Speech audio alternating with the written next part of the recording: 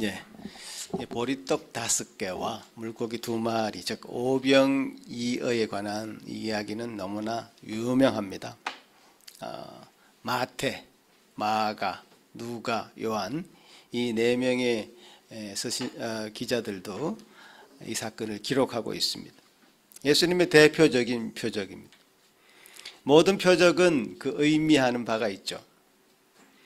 그래서 이 오병이의 표적 또한 의미하는 바가 매우 풍성합니다.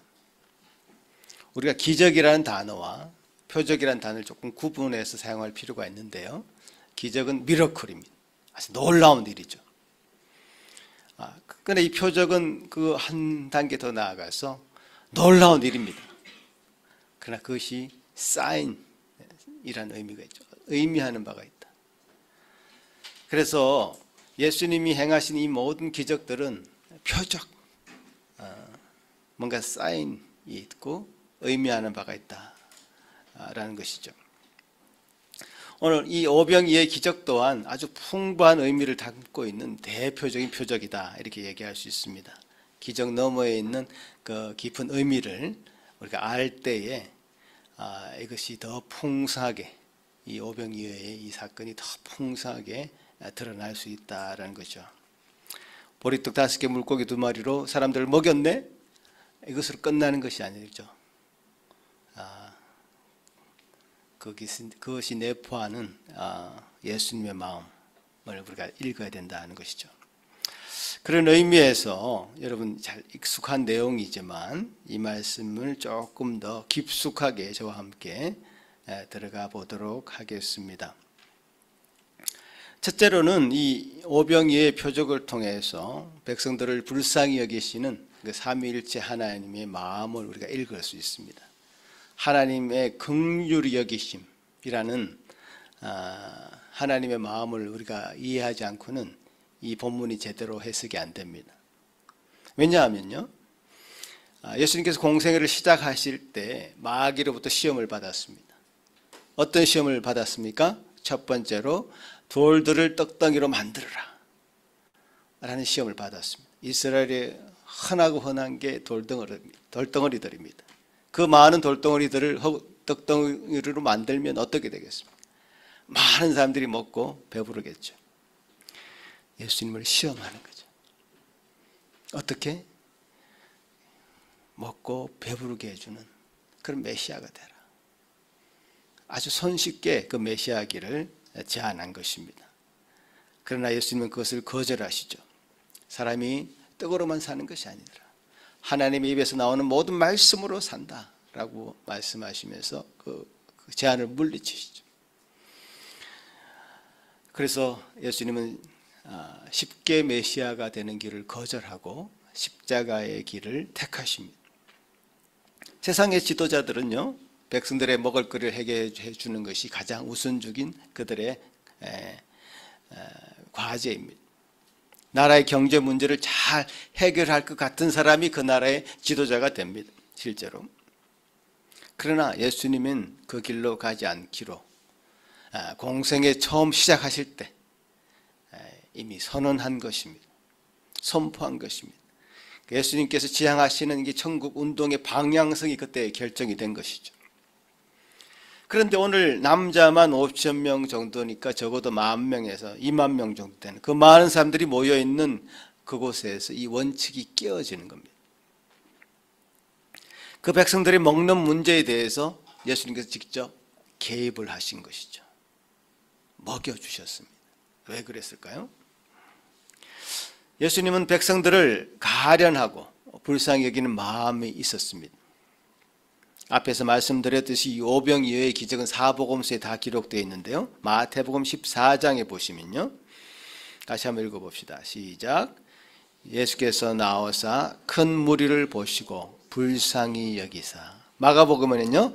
예수께서 나오사 큰 무리를 보시고 그 목자 없는 양 같음으로 인하여 불쌍히 여기사. 예수님께서 백성들을 먹이시는 그 마음에는 그들의 처지를 불쌍히 여기는 마음이 있었습니다. 이 오병이어의 기적에 대한 백성들의 반응 과히 폭발적이었습니다. 우리를 먹여주실 임금이 나타난 겁니다. 지도자가 나타난 겁니다. 은혜롭게 말씀을 듣고 있던 그 자리는 마치 탁월한 정치 지도자의 이름을 막 연호하면서 그 이름을 부르면서 우리 임금이 되어달라고 하는 백성들의 정치 시위 현장이 된 것 같습니다. 현대 그 대통령 선거를 보면 그렇지 않습니까? 지도자 이름을 팍 부르면서 열광하는 그 백성들의 모습이 연상이 됩니다. 이 말씀 집회가 순식간에 이제 혼란한 그런 장으로 이제 바뀌는 것이죠. 예수님은 그 혼란한 현장에서 몸을 피하십니다. 산으로 더 깊이 올라가시고 무리들도 예수님을 찾고자 막 헤맵니다. 해가 질 때까지 예수님 그 산에서 기다립니다. 제자들을 먼저 내려보내죠. 제자들이 한 척 있는 그 배에 타고 있습니다. 타고 갈릴리 호수를 건너갑니다. 사람들이 예수님이 어디 있는지를 눈에 불을 켜고 찾고 있었기 때문에 이 장면을 목격합니다. 성경은 참 그 장면을 기록하고 있습니다. 16절에 보면 16절 17절 같이 읽어보겠습니다. 시작. 저물매 제자들이 바다에 내려가서 배를 타고 바다를 건너 가버나움으로 가는데 이미 어두웠고 예수는 아직 그들에게 오시지 아니하셨더니. 제자들은 바다로 건너가고 있는데 예수님은 그 자리에 함께 없었다는 것을 그들이 알고 있었습니다. 그 자리에 예수님이 없었다면 예수님은 어디 계셨겠습니까? 그 산에 홀로 남아 계셨습니다. 기도하셨겠죠. 이 일을 어떻게 해야 되나 기도하셨을 것 같습니다. 그리고는 홀로 아무도 모르는 텀을 타서 바다 위를 걸어가십니다. 바다 위를 걸어가서 그 갈릴리 호수, 바다 같은 그 호수를 건너가서 건너편으로 넘어가십니다. 기적적인 일을 행하시죠. 바다 위를 걷다니 오병이어의 기적 같은 것들이 일어나다니 참 그렇습니다. 배가 없었으니까 예수님 그냥 걸어가신 거예요. 여러분의 생각은 이상하게 느껴질지 모르겠지만 사람들이 보기에는 대단한 일처럼 보이지만 삼위일체 하나님이신 예수님께서는 이게 당연한 일입니다. 필요하시면 언제든지 당신이 원하시는 것을 하실 수 있는 분입니다. 죽은 자를 살리기도 하고 병든 자를 고치기도 합니다. 한편 이 백성들은 예수님을 집요하게 찾아다니고 있지 않습니까 지금?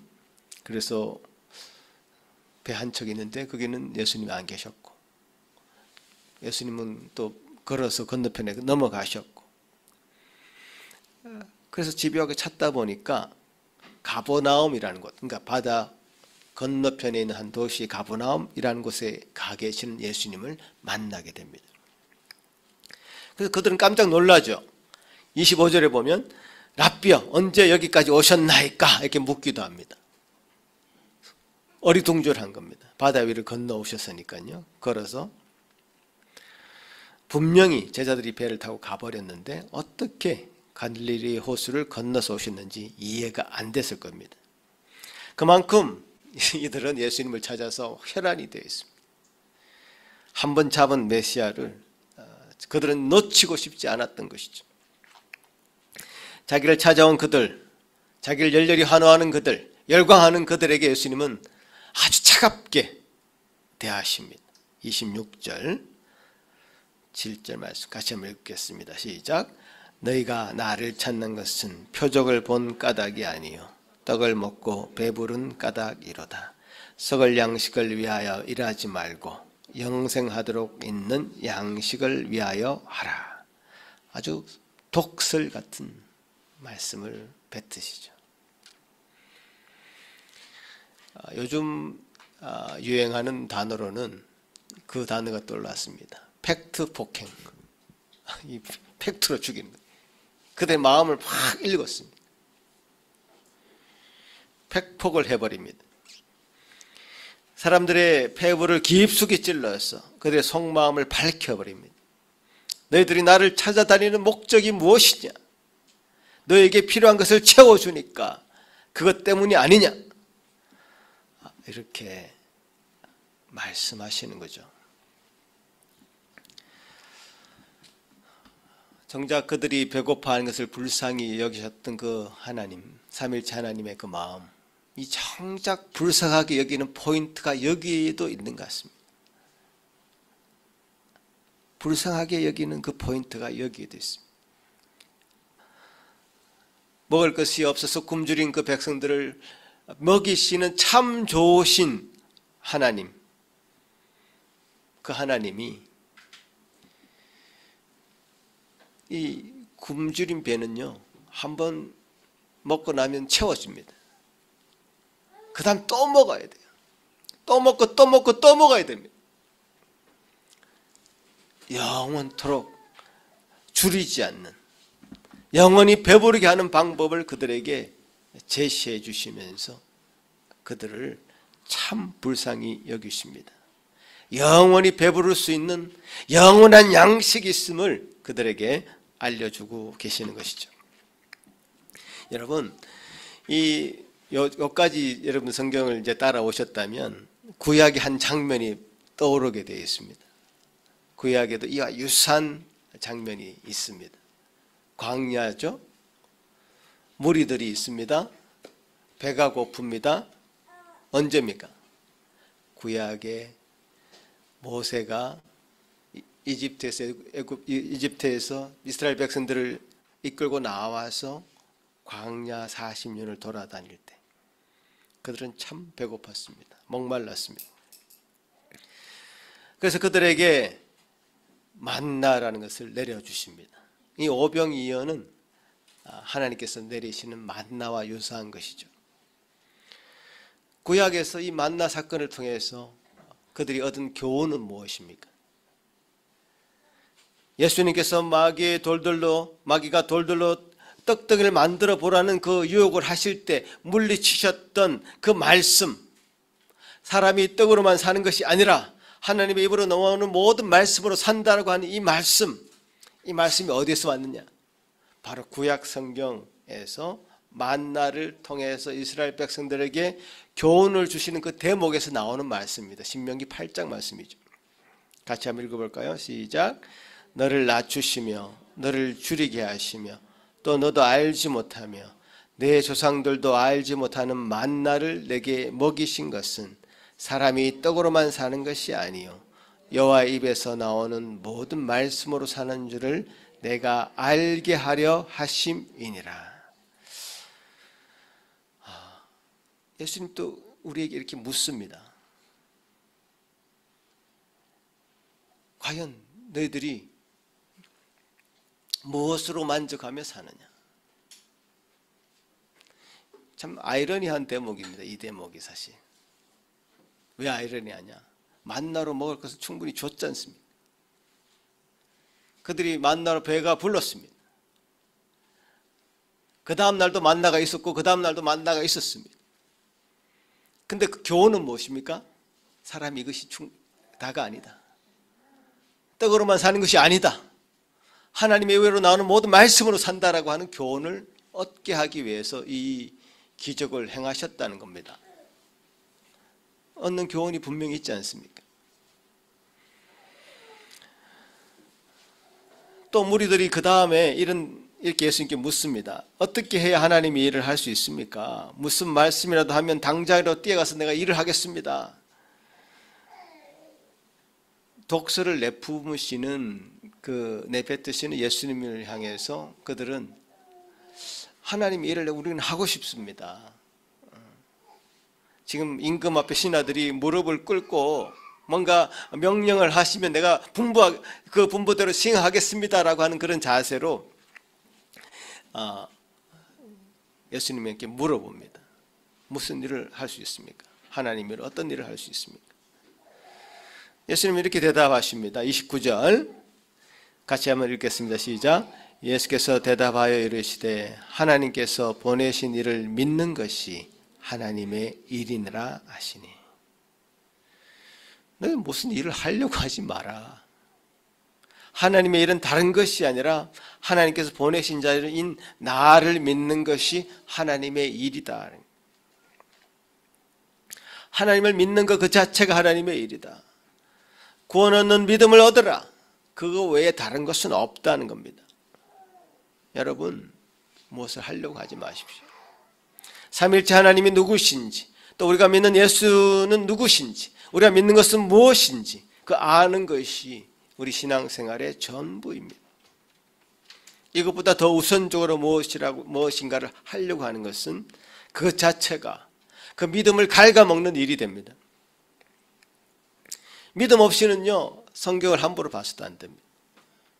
믿음이 없이 보는 성경은 머릿속에 그 성경에 대한 지식만 가득 차고 그 지식으로 믿음을 대신하려고 합니다.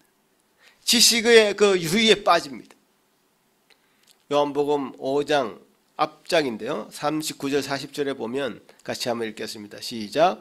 너희가 성경에서 영생을 얻는 줄 생각하고 성경을 연구하거니와 이 성경이 곧 내게 대하여 증언하는 것이니라.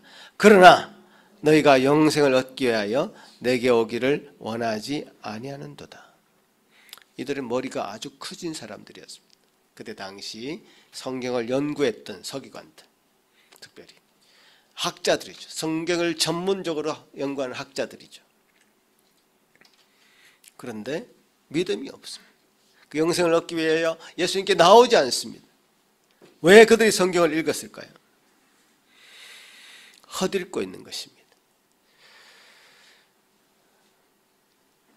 자, 그들은 결국 예수님이 하신 이 말씀을 볼 때 썩을 양식에 더 관심이 많았고요. 어떻게 먹을까 입을까 늘 걱정하고 궁리하느라 그 필요를 채우고자 예수님을 찾았고, 쉽게 말하면 교회도 찾고 있다는 그런 우리의 심장에 비수를 꽂는 그런 말씀을 하시는 것이죠. 그리고는 영생하도록 있는 양식에 대해서 설명을 하십니다. 35절 같이 읽겠습니다. 시작. 나는 생명의 떡이니 내게 오는 자는 결코 줄이지 아니할 터이요 나를 믿는 자는 영원히 목마르지 아니하리라. 자, 썩을 양식과 딱 대조되는 영생하도록 있는 양식, 그 영생하도록 있는 양식은 바로 예수 그리스도 당신이시다.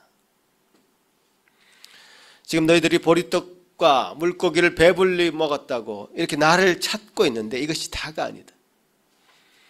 나는 생명의 떡이니 내 살을 먹고 내 피를 마셔야 된다. 예수님을 씹어 먹어야 된다. 51절에 보면 나는 하늘에서 내려온 살아있는 떡이니 이 사람이 이 떡을 먹으면 영생하리라. 내가 줄 떡은 그 세상의 생명을 위한 내 살이니라. 자, 우리가 언제 예수님의 살을 먹고 피를 마십니까? 지금 성찬할 때. 자, 이 오병이의 기적이 결국 어디하고 연결되냐 하면 성찬하고 연결이 됩니다. 우리가 성찬을 할 때 보십시오. 우리가 일용할 양식을 먹는 것이 아닙니다. 그거 먹었다고 여러분 배가 부릅니까? 전혀 배부르지 않습니다. 그것은 다름 아닌 영생하도록 있는 양식이신 그리스도를 먹고 마시는 행위입니다. 그분을 먹어서 소화시키면 그분의 살이 우리의 살이 되고 그분의 피가 우리의 피가 됩니다. 그분의 인격이 우리의 인격이 됩니다. 예수님 그분 자체를 우리 믿는 자가 가지게 되는 그것을 영생을 위한 양식이라고 말씀하십니다. 그래서 이 말 자체가 굉장히 오해를 불러일으킵니다. 예수님의 살을 먹고 피를 마신다? 사람들이 아니 자기 살을 우리가 어떻게 먹으란 말이냐, 이렇게 그 뒤에 사람들이 반문하는 장면도 나오고요. 초대 교회사를 보면요, 예수 믿는 사람들을 모함할 때 어떤 식으로 모함을 했냐면 저 사람들은 인육을 먹는 사람들이다. 즉 사람 고기를 먹는 사람들이다 라고 모함하고 그래서 체포하고 처형했습니다. 실제 이야기입니다. 마치 니고데모가 어떻게 내가 거듭날 수 있느냐 얘기했을 때 어떻게 내가 엄마 뱃속에 다시 들어갔다 나올 수 있습니까? 라고 얘기했던 것과 정말 비슷한 얘기죠. 영적인 이야기를 전혀 받아들일 준비가 안 되어 있고 그런 생각이 없는 겁니다. 예수님을 먹는다는 것, 빵, 피, 그것이 무슨 예수님입니까? 그냥 빵이고 포도주죠. 그것을 먹을 때에 우리는 예수께서 우리에게 영적으로 임재하신다는 사실을 믿고 감사함으로 받아들이게 되고, 그래서 우리가 성찬을 함으로써 주님께서 주신 은혜가 우리 속에 넘쳐서 영적인 도약을 하게 된다는 사실을 말씀해 주시는 것이죠. 눈으로 보이는 그 빵을 먹고 포도주를 먹는 그 행위가 우리의 영원한 양식이 되는, 예수님이 우리에게 영적으로 함께 하게 되는, 임하게 되는 그런 놀라운 의식이 바로 성찬이죠. 주님께서는 우리 눈에 보이는 것으로 영원한 것을 설명하고 계십니다. 오병이어가 우리에게 배불리 먹게 해주었다면 이 오병이어가 가지는 영적인 의미를 놓쳐서는 안 됩니다. 우리가 매일 먹는 일용한 양식에 대해서도요, 의미를 부여해야 됩니다. 여러분 예배 끝나고 식사할 때 그 식사에 대해서도 의미를 부여해야 됩니다. 이 그저 우리에게 온 것이 아닙니다.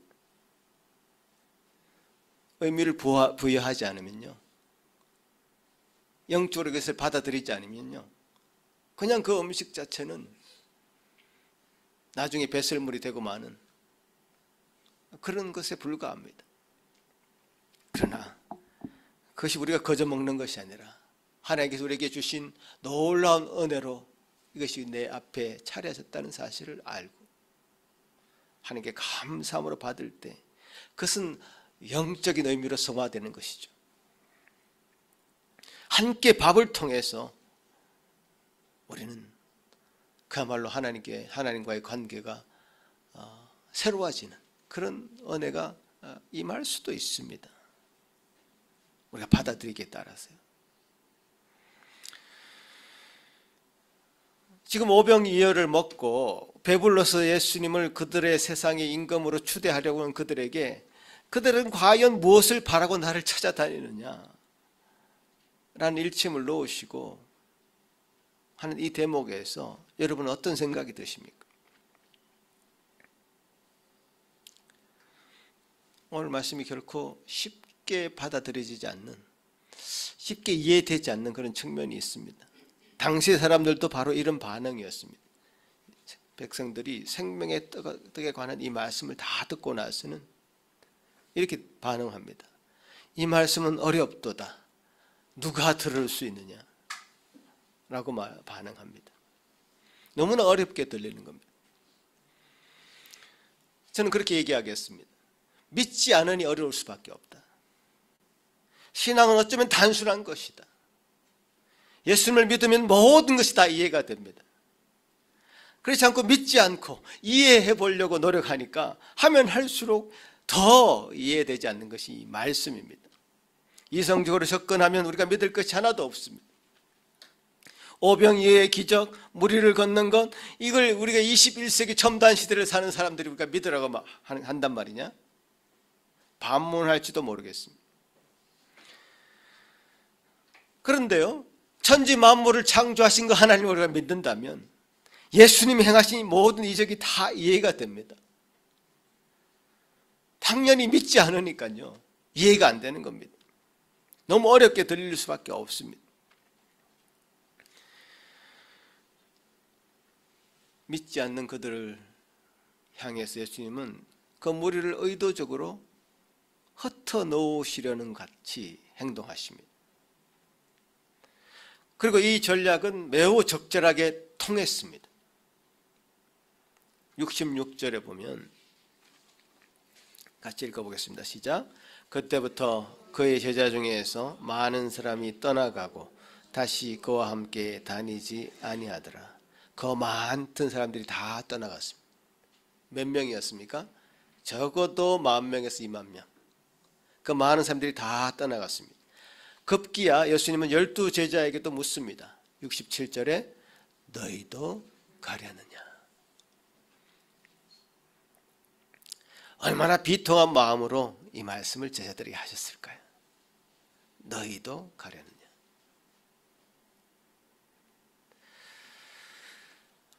그 말씀에 베드로의 유명한 고백이 흘러나옵니다.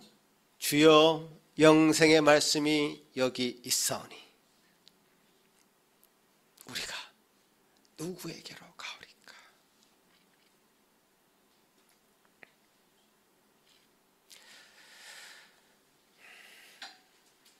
영생의 말씀이 주께 있사오니 우리가 누구에게로 가오리까?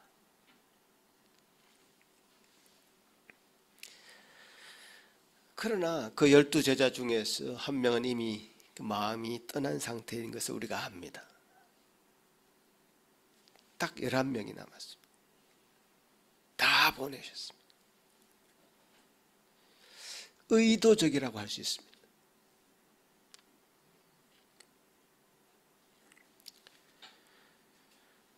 저도 이 말씀을 듣는 여러분에게 묻고 싶습니다. 여러분들도 오병이어를 먹고 배부른 까닭에 아니면 배부르기 위하여 예수님을 찾고 있습니까? 아니면 영생의 말씀이 여기 있사오니 우리가 어디로 가겠습니까? 라고 고백하시겠습니까? 그 대답을 여러분 마음에 조용히 한번 해보시기 바랍니다.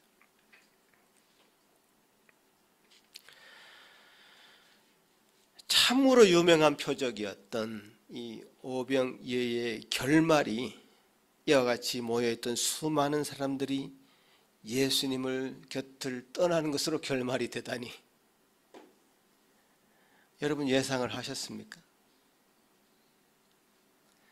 6장 초반만 읽고 6장 후반의 말씀은 너무 어려워서 읽기를 포기하지 않으셨습니까?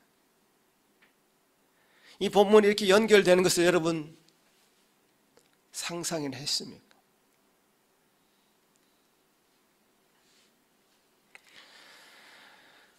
우리를 긍휼히 여기셔서 우리의 필요를 채우시기를 기뻐하셨던 그 하나님 이신 예수님, 우리가 배고파할 때 마음이 아프시고 불쌍히 여기셔서 일용할 양식을 위해서 기도를 가르치셨던 그 예수님의 그 마음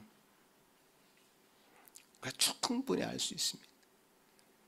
우리 필요 너무 갈급합니다. 배고플 때 채워주시고 목마를 때 채워주시는 그 하나님 찾게 됩니다. 그러나 그것이 끝이 아니고 그 너머에 영원한 생명의 양식을 우리가 먹어야 된다는 것을 불쌍한 마음으로 이렇게 불쌍히 여기는 마음으로 가르쳐 주십니다. 우리는 이 본문에서 우리의 마음을 살짝 들킨 부분이 있다고 저는 생각합니다. 우리에게 먹을 것을 주시는 그분을 만났을 때에 우리 마음이 그렇게 빨리 변하다니, 그것에 우리의 마음이 그렇게 사로잡히다니, 우리 마음을 사실 들켰습니다. 어떤 부분에서 우리는 정말 그럴 수밖에 없는 연약한 인생들입니다. 그것을 인정하셔야 됩니다. 여러분, 저도 그렇고 여러분도 그렇고 인정을 하셔야 돼요. 참 못났다, 참 죄가 틈탈 수밖에 없는 연약한 인생이구나. 우리 인생이 우리 스스로를 보면서 한탄밖에 안 나오는 그런 우리 자신을 이 본문을 보면서 확인하셔야 됩니다. 그리고 주님 앞에 그 마음을 토로할 수 있어야 됩니다. 또 그것을 죄스럽게 여길 수 있어야 됩니다. 그렇다면 여러분은 참 영원한 복을 받는 사람들입니다. 이런 마음을 들킨 것에 대해서 정말 죄송합니다, 주님. 저는 그럴 수밖에 없는 연약한 인간입니다. 부족한 인간입니다. 용서해 주십시오. 라고 나갈 수 있다면 그것이 너무너무나 큰 하나님의 블레싱인 것이죠. 생명의 떡을 말씀하시는 예수님을 향해서 이해할 수 없다는 식으로 이 말씀은 너무 어렵다 포념하지 말고 우리의 부족함과 한계를 인정하는 그런 계기가 되어야 되죠. 그리고 회개하는 기회가 되어야 되죠. 이 세상의 삶에 머무는 것이 아니라 영생을 바라보며 믿음을 가지고 사는 우리에게는 육의 양식보다 생명의 양식이 더 중요하고 필요한 것임을 깨닫게 해주시는 주님을 만나시는 저와 여러분이 되시기를 간절히 바라는 것입니다.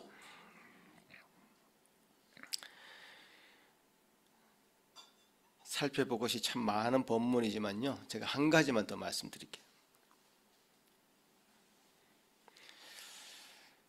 수많은 사람들이 먹을 것이 없어서 이제 굶주린 상황이 발생했을 때 예수님은 이 12 제자 중 한 사람의 빌립에게 이렇게 말씀하십니다. 우리가 어디서 떡을 사서 이 사람들을 먹이겠느냐. 예수님은 다 아셨습니다. 어떻게 하실지 스스로는 결정하시고 나서 빌립을 테스트하고자 이 말씀을 하셨다고 성경은 기록하고 있죠. 빌립은 곧바로 자기 한계를 드러냅니다. 보통 인간이 가지는 한계죠. 조금씩만 나누어 먹어도요, 우리는 지금 200데나리온이 필요합니다. 200일의 일당만큼 수만 불이 지금 필요합니다 라고 대답을 합니다. 계산기를 빨리 두드렸습니다. 마가복음 4장에서는 이 똑같은 본문에서 이렇게 제자들이 반응하는 것을 볼 수 있습니다. 제자들은 여기는 빈들이요 먹을 것이 없으니 다 돌려보내면 좋겠다고 예수님께 제안을 합니다. 그러나 예수님은 그 제자들에게 너희들이 먹을 것을 주어라 라고 명령하십니다. 황당한 명령이죠. 제자들에게 저희들도 먹을 것이 없습니다. 우리는 못합니다. 이렇게 제자들이 반응할 수밖에 없죠. 그러니 예수님은 이렇게 말씀하십니다. 너희들이 가지고 있는 것이 몇 개냐? 뭐가 있느냐? 했을 때에 한 아이가 도시락으로 가져온 보리떡 5개, 물고기 2마리 밖에 없습니다. 한 아이의 도시락이라고 얘기합니다. 자, 그러면 좋다. 이제 무리를 구분해서 100명씩 50명씩 앉게 해라. 그리고 예수님은 그것을 향해서 기도하시고 나누어 주라고 명령하십니다.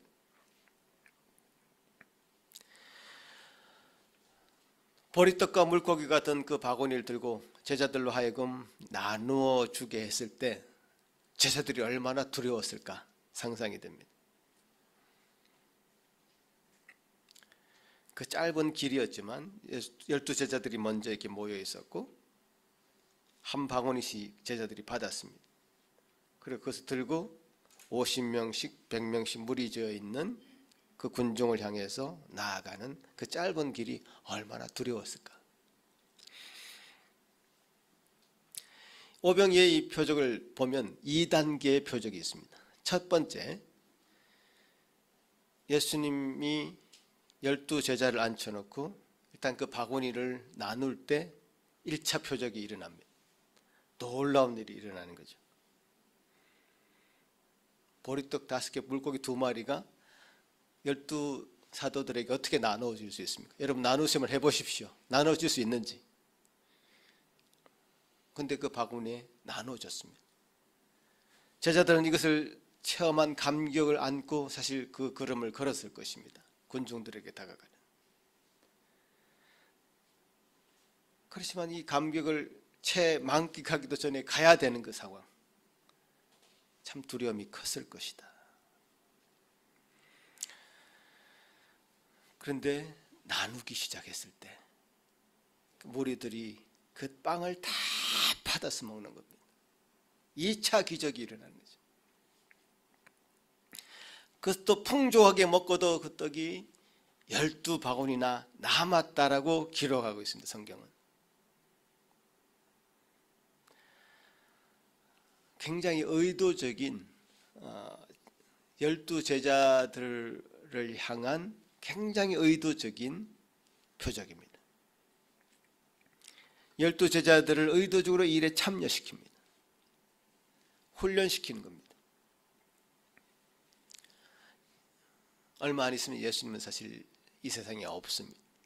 제자들만 남게 되는 거죠.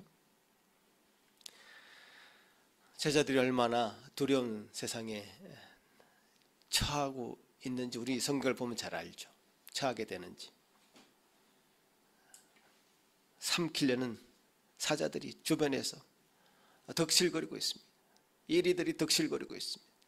언제 깔려가서 죽을지 모릅니다. 그런 상황에 제자들은 처하게 되는데 엄청난 두려움이 그들에게 찾아옵니다. 우리도 마찬가지입니다. 우리가 이 세상에 발을 딛고 나가는 그 순간 참 두려움이 있습니다. 여러분 가정만 해도, 여러분 부부관계 속에서, 자녀의 관계 속에서, 직장에서, 여러 가지 관계 속에서 참 고민이 있습니다. 부담이 있습니다. 어떻게 내 생활을 감당해내야 될까? 그것이 여러분의 최대의 고민일 수도 있습니다. 맡겨주신 그 일이 너무나 어깨가 무겁다고 느낄 때가 많이 있습니다. 부모님들 특히. 언제야 이 걱정과 근심에서 벗어날 수 있을까 생각하기도 합니다.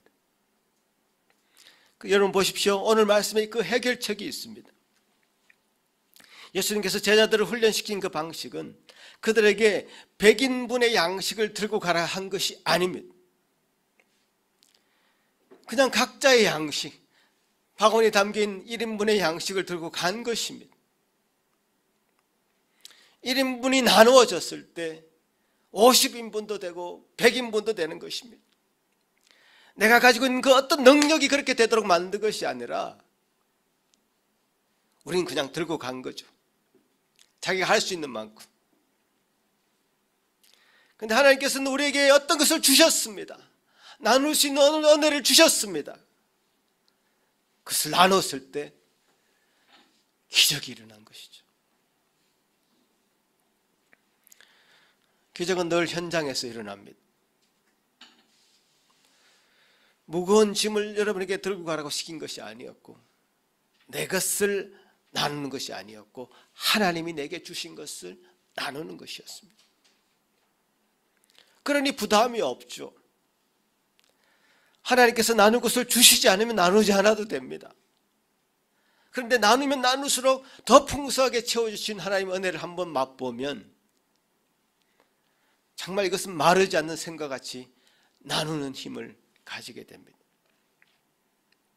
우리 부모님들,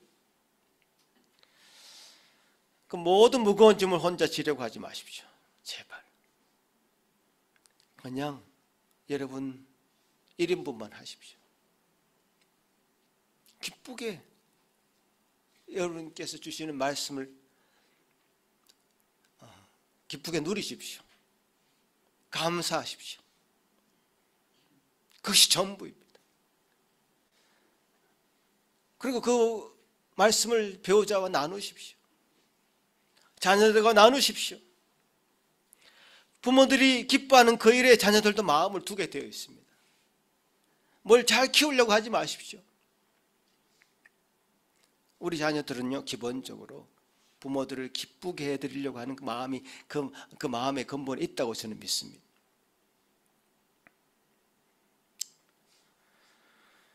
저는 목회라는 것도요, 어려우려면 한없이 어려울 수도 있다고 생각합니다. 이렇게 저렇게 오랫동안 설교를 하고 또 해도 뭔가 계속 가르쳐야 되고 말을 해야 돼요. 저보다 훨씬 오래 목회하신 분들을 보면 정말 존경스럽기도 합니다. 제가 캐나다에 와서 얼마 안 있어서 한 교회 중고등부 사역자가 되었는데, 그때 중고등부 교사에 제 아내도 있었고 여기 있는 우리 지선 사모도 교사였습니다. 근데 그들이 제안했는지 내가 제안했는지 기억이 잘 안 납니다만은 그들에게 한 번씩 돌아가면서 설교를 하게 했습니다. 너무 좋아하더라고요. 아내도 좋아하고 거기에 교사들이 다 좋아했던 것 같습니다. 그때 우리 하람 형제가 학생으로 앉아 있었던 것 같아요. 내 기억에. 아닙니까? 2003년도 4년도 아닙니까? 너무 좋아하더라고요. 그래서 막 너무 준비를 잘해. 막 준비 잘하고 뭐 프레젠테이션 하고 설교를 하고 자기 간증을 하고 난리였습니다. 좋았죠. 근데 얼마 지나지 않아 가지고 제 아내가 하소연을 하는 겁니다. 이제 할 말이 없다.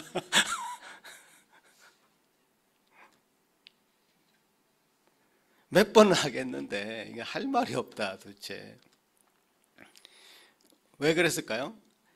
아마 자기가 뭐 비장에 묶여 있었겠죠. 어떤 간증거리가 있다든지 뭐 비장에 묶여 있었을 겁니다. 그걸 막 이제 말하고 싶은 그 충동이 있었을 겁니다.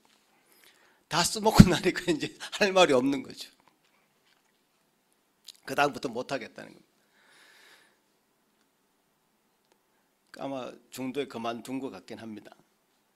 근데요, 비결이 있습니다. 여기도 비결이 있습니다.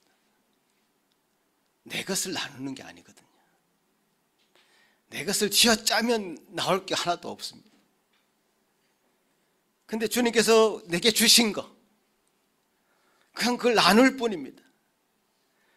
그렇게 나눌 때 100명에 200명에 500명에 은혜가 전파될 때 기적이 일어나는 겁니다. 여러분 너무 대단한 거라고 생각하지 마십시오. 여러분 매일매일 주는 말씀이 있습니다. 매주일 주는 말씀이 있습니다. 이 말씀 너무 많습니다. 사실 우리에게 주어진 이 말씀 무게가 굉장히 큽니다. 여러분 오늘도 요한복음 전체를 지금 제가 다 하고 있는데 한 말씀만 붙들어도 풍성한 말씀인데 지금 어마어마한 말씀 지금 하고 있습니다. 주일날 곱씹으면 곱씹을수록 이 말씀은 더 풍성해집니다.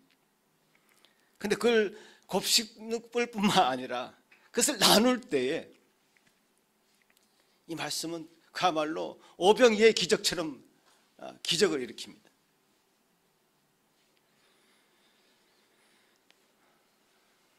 제자들도 이제 낯선 곳으로 가야 되고 낯선 사람을 만나야 되는 그런 환경에 처하죠.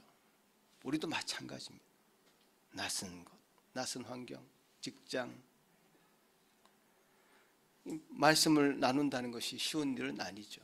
그러나 나눌 때 가족이 변합니다. 내가 만나는 사람들이 변합니다. 그래서 볼 때 너무너무 큰 하나님의 기적을 체험하는 것이죠. 오병이어를 통해서 주님은 제자들을 이렇게 훈련을 시킨 것이죠. 두려워하지 마라. 그냥 가라. 네 것을 가지고 가라. 1인분만 들고 가라. 여러분에게도 마찬가지입니다. 1인분만 들고 가십시오. 오늘 말씀 받은 거 이거 1인분만 들고 가십시오. 그리고 나누십시오.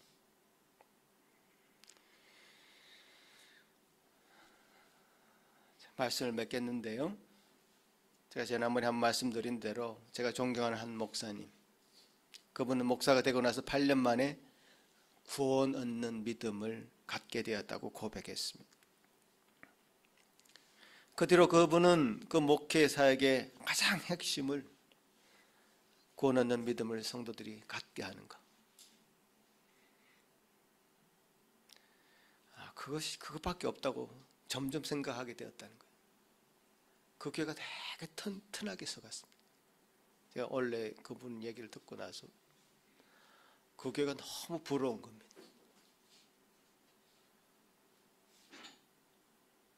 우리 교회도 그렇게 만들어 보고 싶다는 그런 마음이, 거룩한 열망이 막 솟구치더라고요. 오늘 본문에서도요, 예수님께서는 떡을 바라보는 수많은 사람들을 의도적으로 흩으시고요. 12제자만 딱 남겨놓으셨습니다. 그래서 구원 얻는 믿음으로 무장된 소수를 가지고 훈련을 다시 시작하십니다. 그 중에 한 명은 사실 떨어져 나가죠. 그러나 그 소수의 인원이 사도행전에서 어떻게 하나님께서 그들을 사용하셔서 교회를 세워가시는지, 하나님의 일을 감당하시는지 우리가 다 증인입니다. 성경을 읽은 사람들은 다 증인이죠. 오늘날도 다르지 않습니다. 한 사람 한 사람이 너무너무 중요합니다. 우리는 적어도 12제자보다 수가 많습니다. 지금 더 이상 흩으려고 해도 흩을 사람이 없습니다.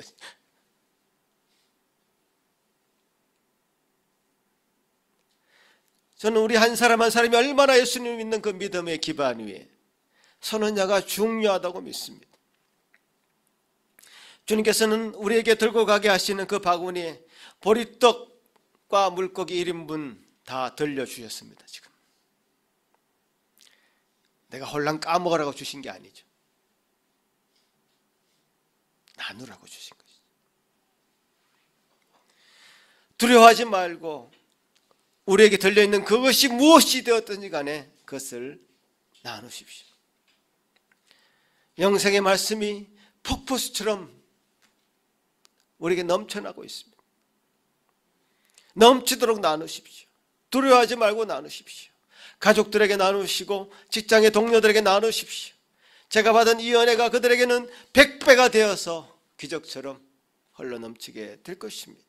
저는 그런 은혜가, 그런 복이 저와 여러분에게 차고 넘치기를 지금도 기도하고 여러분을 격려하며 저 스스로들 격려하고 있습니다.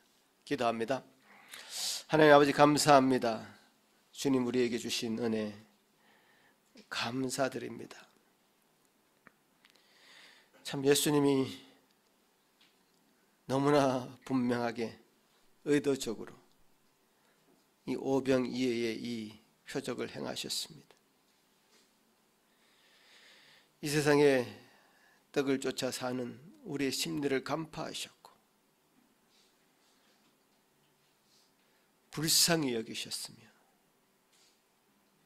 영원한 양식이 되는 생명의 떡이신 예수 그리스도를 우리에게 알려주셨습니다. 제자들을 의도적으로 참여시키셨고 나누게 하셨습니다. 나눌 때에 놀라운 기적이 나타났습니다. 주님께서 우리에게 시키신 이 일들 부담감 가지고 두려움에 갈 것이 아니라 주님께서 주신 은혜로 가벼운 마음으로 달려나갈 수 있는 예수 산결교회의 모든 성도들이 되기를 소망하고 기도합니다. 주님께 주신 은혜로 나아가는 한 주간 되게 하시고 그래서 가정이 변화되고 내가 만나는 사람들이 변화되고 그래서 참 이 세상이 주님 닮아가는 세상 되게 하시는데 주님 우리 성도들 이 12제자 사도들처럼 사용하여 주시옵소서. 주님 감사합니다. 오늘도 주신 귀한 말씀 감사하고 예수님 이름으로 기도합나이다. 아멘.